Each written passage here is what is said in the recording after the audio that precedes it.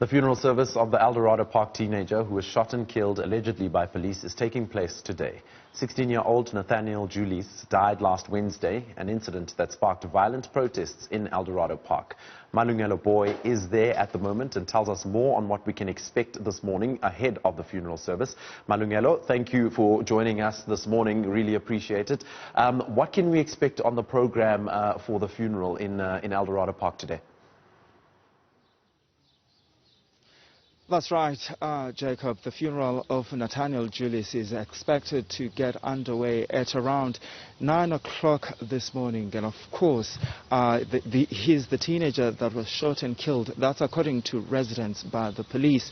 Over a week ago, as you rightfully said, his death sparking violent protests in this community. There have been 3 police officers that have since been arrested for his death. 2 of those police officers are charged with murder. And of course, this morning at around 8:30, we're expecting his mortal remains to arrive here at his home, which is very close to where we are. In fact, as you can see, there's a marquee behind us. That's where his body will be arriving at around 8:30 this morning. Well, it's for the viewing by family and friends and some members of the community.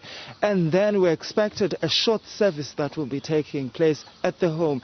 And after that, though, we're told that at around 9:30, his family and his remains will then move to a nearby church, which is about a block away from where we are, Jakes. And we're told when that happens, then the members of this particular community will then make a guard of honor along the road as the hearse with the mortal remains of Nathaniel Julies is making the way into the local church where the service will be taking place. We're expecting members of this particular community to gather also at that particular church to bid really their final farewell to a boy many of them knew as Lucky. So it's been a hectic few days right there in Eldorado Park, considering the fact that there were night vigils and protests, etc., since Wednesday last week. What is the mood like right now from what you've seen, and what is the energy like around you with the people that you are interacting with ahead of the funeral?